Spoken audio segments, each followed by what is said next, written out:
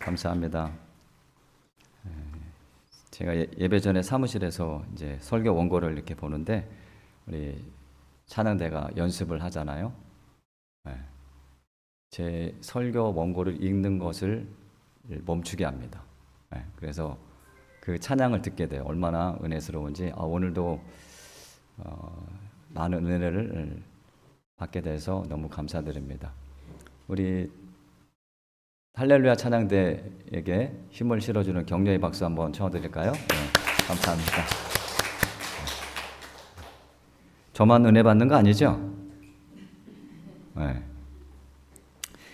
주님의 은혜와 평강이 여러분과 함께 하시기를 기원합니다. 2년 전에 기독교 윤리 실천 운동이라는 본부가 있는데 거기서 우리 한국교회 신뢰도 여론조사를 한 적이 있어요. 그래서 일반 국민 1000명을 대상으로 귀하께서는 그 한국교회를 종합적으로 볼 때 어느 정도 신뢰하십니까? 라는 질문을 했더니 신뢰한다가 21%였고요.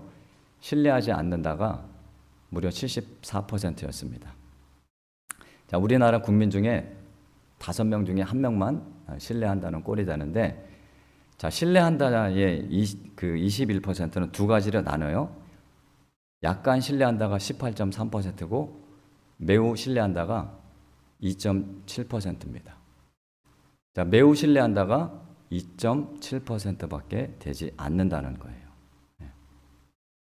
자, 이 조사를 2008년도에 처음 시작을 했어요. 근데 그때는 한국교회를 신뢰하지 않는다가 48%가 나왔는데 지금은 무려 70%가 넘습니다. 자, 우리 교회의 신뢰도가 어떻게 이렇게까지 바닥까지 떨어졌을까요? 자, 그 원인을 과연 어디에서 찾아야 할지 모르겠습니다. 자, 우리가 지난 5주간 팔복의 여정을 함께 걸었죠. 팔복의 말씀은 천국으로 시작해서 천국으로 끝납니다. 자, 그러면 팔복의 삶을 사는 자에게 주어지는 복은 결론적으로 천국, 하나님 나라라는 거예요.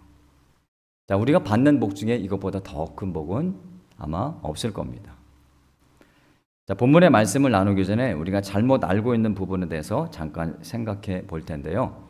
본문 11절을 보면 나로 말미암아 너희를 욕하고 박해하고 거짓으로 너희를 거슬러 모든 악한 말을 할 때는 너희에게 복이 있다라고 말씀하시죠.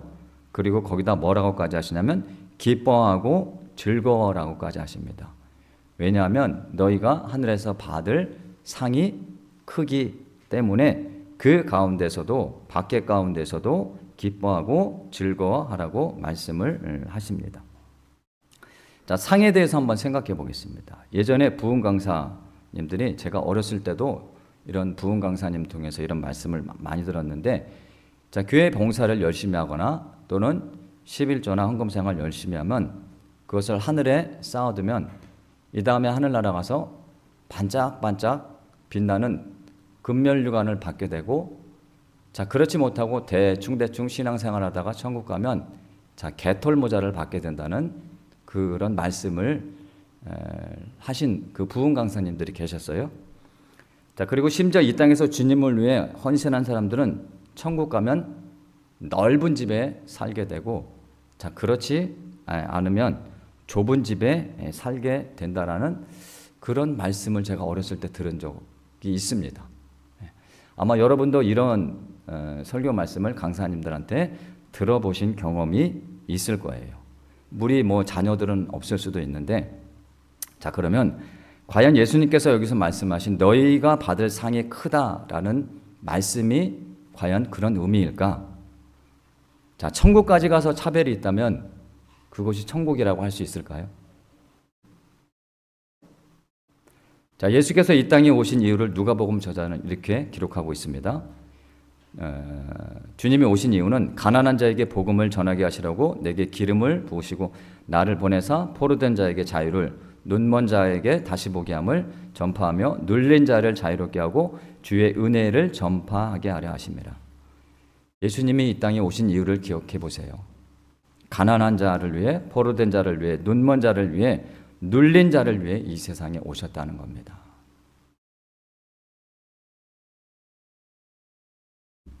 자, 그렇다면 이 땅에서처럼 천국 가서도 계급이 있고 차별이 있다면 거기는 천국이라고 말할 수 없다는 거예요. 주님이 여기서 말씀하시는 상은 정확히 알 수는 없습니다. 그 상이 크다고 했는데 그건 가봐야 알겠죠. 우리가 이 천국을 우리가 갖고 있는 그런 이 땅에서 사는 그런 개념을 가지고 천국을 이해해서는 안 된다는 거예요. 자, 오늘은 팔복의 마지막 시간이죠. 이 팔복의 마지막 복은 심령이 가난한 자, 애통하는 자, 온유한 자, 의에 줄이고 목마른 자, 긍휼히 여기는 자, 마음이 청결한 자, 화평하게 하는 자에게 주어지는 삶이 오늘 마지막 팔복입니다. 자, 첫 번째 심령이 가난한 자부터 일곱 번째 화평하는 자의 삶을 산다면, 자, 그 사람은 이 세상으로부터 어떤 대접을 받아야 할까요? 우리가 그 첫 번째부터 일곱 가지의 그 복에 대한 그런 삶을 살아가게 된다면 이 세상이 예수 믿는 자들을 어떻게 대하겠느냐는 거예요. 자, 결론이 여덟 번째죠. 뭘로 돌아옵니까? 뭘로 돌아와요? 우리가 예수를 잘 믿으면 잘 믿을수록 세상은 우리를 박해한다고 합니다. 그래서 여덟 번째 복이 의를 위하여 박해를 받는 자는 복이 있나니 천국이 그들의 것이라고 말씀하신 거예요. 그러면 여기서 말씀하는 의가 뭐냐면 11절을 보면 알 수 있어요. 10절에서는 의를 위하여 박해를 받는다고 했는데 11절에서는 누구로 말미암아 박해를 받냐면 나로 말미암아 박해를 받게 되는 겁니다. 여기서 말씀하시는 나는 누구죠? 예수님이죠. 그러면 10절에서 말하는 의는 예수를 따르는 자, 예수를 믿는 자를 말하는 겁니다. 예수 믿는 사람처럼 사는 자, 그게 바로 의예요. 그러면 그렇게 살면 세상으로부터 박해를 받는다는 거예요. 자, 오늘날의 한국교회가 사회로부터 신뢰받지 못하는 이유가 어디 있습니까? 자, 교회 안에서조차 예수 믿으면 세상 사람들이 말하는 복을 받는다라고 말하기 때문이에요. 예수 믿으면 잘 먹고 잘 살고 출세하고 부자 되고 성공한다는 겁니다. 자, 그런데 예수님이 말씀하신 팔복의 결론이 뭡니까? 박해예요. 고난입니다. 강남의 모 교회에서 있었던 일이에요. 목사님이 설교할 때마다 십자가 고난만 강조하니까 장로님들이 목사님을 찾아갔나 봐. 목사님, 그런 고난, 십자가 이런 설교는 교인들한테 부담되니까 그런 설교 그만하시고 복 받는다는 말씀, 행복하게 사는 길, 이런 설교를 해주셨으면 좋겠다고 요청했다고 해요. 하나님의 말씀은 귀에 거슬리고요. 자신들이 듣기 원하는 설교를 요청했다는 겁니다. 교회 건물은 화려하고 멋있어졌는데요. 그 교회 안에 십자가가 보이지 않습니다. 교회로 사람들은 몰려드는 것 같은데 하나님의 말씀을 듣는 사람들을 찾기가 쉽지가 않습니다. 예수를 제대로 믿는 자는요, 세상으로부터 미움을 받고 욕을 먹고 핍박을 받아야 되는데 지금 우리는 예수를 제대로 믿지 못하기 때문에 핍박을 받고 욕을 받는다는 거예요.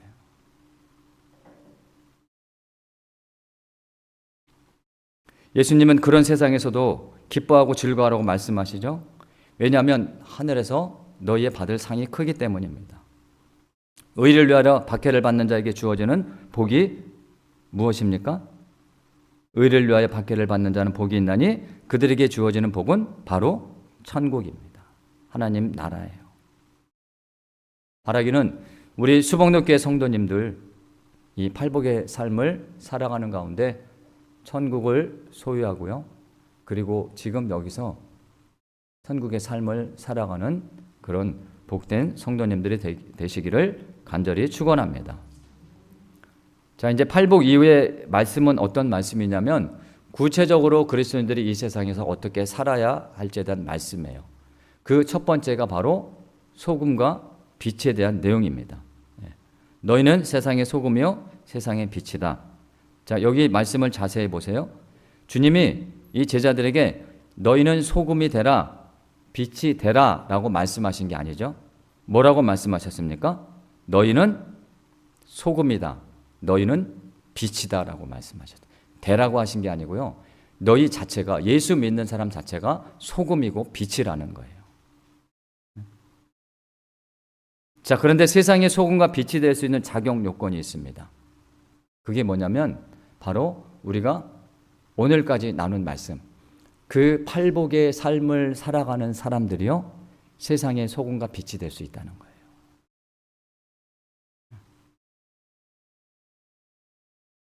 소금과 빛은 사람에게 반드시 필요한 거죠.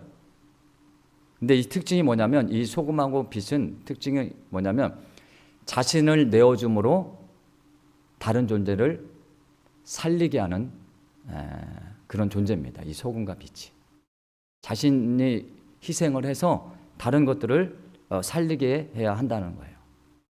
그렇다면 그리스도인이 이 세상의 소금이고 빛이라면 우리는요, 이 세상에서 없어서는 안 될 존재들입니다. 맞죠? 소금과 빛이 그렇듯이. 그런데 어떻습니까? 우리 사회에서 우리 교회와 그리스도인들을 바라보는 시선은요, 신뢰하지 못함입니다. 신뢰하지 못함. 74%. 앞으로 더 늘어날 거예요. 점점. 자, 주님께서 소금이 그 맛을 잃으면 어떻게 된다고 하셨죠? 버려지고요, 세상 사람들에게 밟힌다고 말씀하셨습니다. 소금의 가장 중요한 역할은 뭡니까? 뭐죠? 그렇죠. 맛을 내는 거죠. 부패 방지하는 것도 있지만 제일 중요한 역할은 맛을 내는 거예요. 그러면 우리가 이 땅을 살면서 이 소금의 맛을 내기 위해서는 어떻게 해야 하느냐? 이 세상의 악과 싸우면서 부패를 막아야 하는 그런 삶을 살아야 한다는 거죠.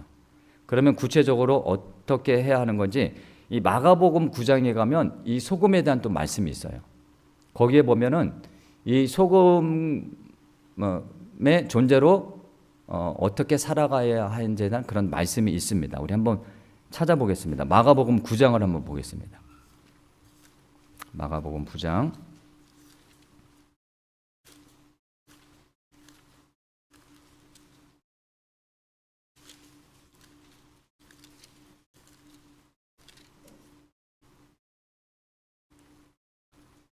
구장 보면 43절부터 볼 텐데요.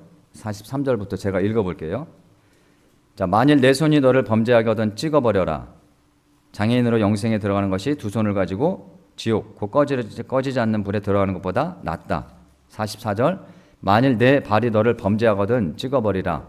다리 저는 자로 영생에 들어가는 것이 두 발을 가지고 지옥에 던져지는 것이 낫다.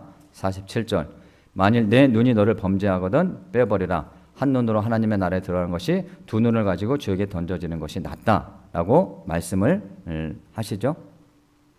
자, 우리가 먼저 이 세상의 소금으로 살기 위해서는 세상의 것들에 물들지 않도록요, 생명을 걸어야 돼요. 자, 손과 발을 찍어버려라, 눈을 빼버려라. 진짜 이렇게 하라는 말씀입니까? 아니죠. 그만큼 목숨 걸고 세상의 것에 대해서 거부하고 그것들과 싸워 이겨야 된다는 거예요. 생명을 걸고요, 목숨을 걸고요, 죄를 짓지 말라는 말씀입니다. 그래서 이어지는 50절 보면 똑같은 말씀 하시잖아요. 소금은 좋은 것이로되 만일 소금이 그 맛을 잃으면 무엇으로 이를 짜게 하겠느냐. 너희 속에 소금을 두고 서로 화목하게 하라.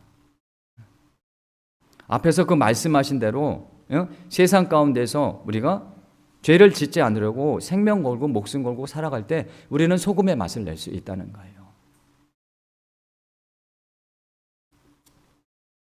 부패를 방지해야 되는 역할을 해야 되는데 우리가 부패했습니다.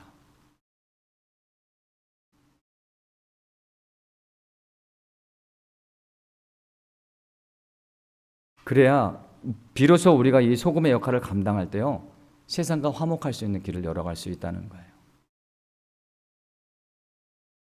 자, 소금의 맛을 잃지 않기 위해서 이 세상의 악과 싸운 사람이 있습니다. 영국 사람인데요, 윌리엄 윌버포스라는 사람이에요. 이 사람 아주 독실한 크리스찬입니다. 근데 젊은 나이에 의회의 의원이 돼요. 자, 그런데 그가 그 당시 그리스도인으로 도저히 용납할 수 없는 사회제도가 하나 있었는데 그게 바로 노예제도였습니다. 그래서 이 윌버포스는 이 제도를 폐지하기 위한 법을 상정을 하죠. 근데 다행히도 그 뜻을 같이 하는 사람들이 있었는데 문제는 그 사람들이 소수였다는 거예요. 대부분이 그걸 반대했습니다. 많은 사람에게 비웃음과 조롱을 받았고요. 또한 그 그리스도인들에게도조차, 예수 믿는 사람들에게도조차 심하게 반대하는 소리를 들었다고 해요. 자, 노예 제도는요, 사회 권력층이나 부자들에게는 참 좋은 제도입니다. 돈만 있으면요, 사람을 살 수 있고 자기들이 원하는 대로 마음대로 부릴 수 있기 때문에 그것만큼 좋은 제도가 없는 거예요. 그런데 이 윌버포스는요, 끝까지 그 세상의 반대에도 굴하지 않고요, 끝까지 이걸 위해서 50년 넘게 싸워요. 그리고 그가 죽기 며칠 전에 노예 제도가 폐지되었다는 그 말을 들었다고 합니다. 그러면 이 사람은요, 평생 세상에 아까 싸운 거예요. 이것이 바로 세상에 소금된 그리스도인의 삶의 모습이라는 겁니다. 주님은 또한 제자들에게 너희는 세상의 빛이라고 말씀하셨어요. 세상이 소금이 되기 위해서는 이 세상의 것을 멀리하면서 타협하지 않아야 됩니다.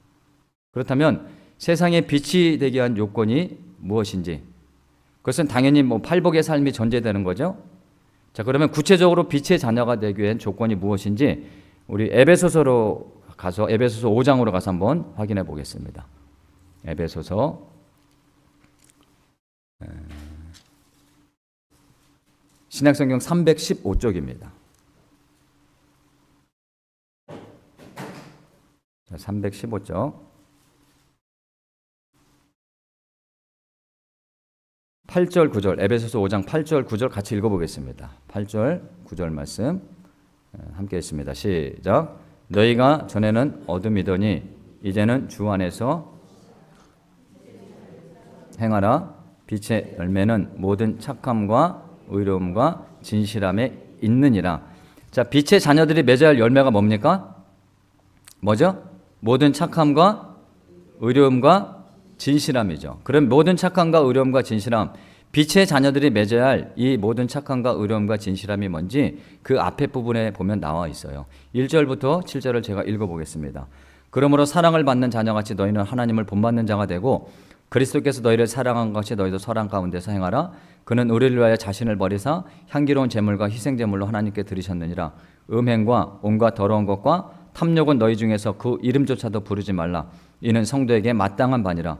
누추함과 어리석은 말이나 희롱의 말이 마땅치 아니하니 오히려 감사하는 말을 하라. 너희도 정녕 이것을 알거니와 음행하는 자나 더러운 자나 탐하는 자 곧 우상 숭배하는 자 다 그리스도와 하나님의 나라에서 기업을 얻지 못하리니 누구든지 헛된 말로 너희를 속이지 못하게 하라. 이로 말미암아 하나님의 진노가 불순종의 아들들에게 임하나니 그러므로 그들과 함께하는 자가 되지 말라. 그들과 함께하는 자가 되지 말라. 세상 사람들이 행하는 것과 그 삶을, 세상 사람들이 그 추구하는 그 삶을 살지 말라는 거죠. 이게 바로 빛의 자녀들이 맺어야 할 열매입니다. 그러면 결론적으로 이 소금과 또 빛의 열매가 똑같다는 것을 알 수가 있습니다. 그래서 오늘 마태복음 5장 16절을 보면, 결론의 말씀을 보면 이같이 너희 빛이 사람 앞에 비치게 하여 그들로 너희 착한 행실을 보고 하늘에 계신 너희 아버지께 영광을 돌리게 하라라는 말씀으로 빛과 소금에 대한 말씀이 맞춰지죠. 우리가 이 세상에 빛을 비춰야 하는 궁극적인 이유는 이 세상의 모든 사람들이요 하나님께 영광을 돌리기 위함입니다. 그래서 우리가 소금으로 빛으로 살아갈 때 이 세상이 하나님을 보고 하나님을 믿을 수 있게 된다는 거예요. 자, 그런데 무엇을 보고 하나님께 영광을 돌리게 하라고 말씀하십니까? 너희 착한 행실입니다. 이 세상을 비춰야 할 착한 행실이 무엇일까요? 1980년대 이 소설가 정연희 씨가 이 실화를 바탕으로 쓴 소설이 있어요. 내 잔이 넘치나이다. 제가 어렸을 때 이 책을 봤던 기억이 나요. 그 당시 아주 베스트셀러였습니다. 이 맹의수란이라는 젊은 그리스도인의 이야기인데요. 이 사람이 이 북한에서 남한으로 내려와 살다가 6.25 전쟁이 터져요. 그래서 피난을 가는 길에 이 사람이 낙동강 근처에서 우리나라 국군에게 잡힙니다. 민간인 포로로 잡혔는데 인민군 그 북한의 포로인 줄 알고 누명을 써서 그 북한 거제리 포로 수용소에서 수용 생활을 하게 돼요. 자, 그러다가 이 사람이 그 중공군들이 잡힌 그런 수용소로 옮겨가게 되는데 그곳에서 말도 안 되는 중공군하고 생활하면서 그들을 열심히 돌보면서 복음을 전합니다. 동상으로 썩어져 가는 발, 그리고 냄새나는 환자들을 닦아주고요. 그들을 지극정성으로 섬겨요. 이 맹의순이라는 사람이. 그러다가 지인들의 그 구명운동으로 포로 수용소에서 나오게 되었는데 그는 전날 밤 중공군을 돌보다가요. 26세의 젊은 나이에 과로로 사망하게 됩니다. 이 포로 수용소에서 함께 있던 중공군들을 이 사람을 성자라고 불렀다고 해요. 그래서 이 중공군들은 그 예수님을 믿지도 않는데 뭐라고 말하냐면 이분은 하나님께서 우리에서 보내주신 분이라고 그 글을 적은 것을 이렇게 보여주기도 했다고 합니다. 포로 수용소가 어떤 곳입니까? 이 세상에서 가장 어두운 곳이죠. 근데 그 한 줄기 빛, 맹의순이라는 그 신자 한 줄기 빛이 비춰지니까요. 거기에 생명이 불어넣어진다는 거죠. 이게 바로 그리스도인이 이 세상 가운데 보여줘야 할 착한 행실입니다. 사랑하는 우리 수목능교회 성도 여러분, 소금과 빛은요, 인간이 살아가는데 반드시 필요한 겁니다. 그러면 저와 여러분은 이 세상 가운데서 반드시 필요한 존재가 되어야 된다는 거예요.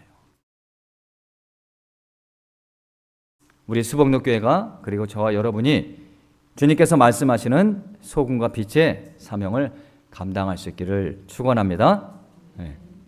제가 시 한 편 읽어드리고 말씀을 마칠게요. 일제강점기 때 독립운동가였던 이 권태영 시인이 쓴 감자꽃이라는 시가 있습니다.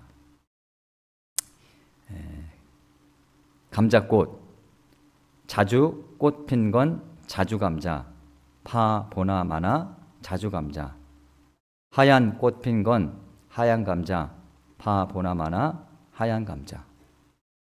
이 시는 일본의 창씨 개명을 반대하는 시로 이름을 바꿔도 우리는 조선 사람이다 라고 저항하는 시입니다. 이 시를요, 감자꽃 이 시를 오늘 말씀에 적용해 보면 그리스도인들이 언제 어디서나 그 사람을 파보나 마나 그리스도인으로 살아간다면요, 이것이 세상에서 소금과 빛의 역할을 사는 사람입니다. 믿습니까? 파보나 마나 그리스도인. 어디 갖다 놔도 예수 믿는 사람.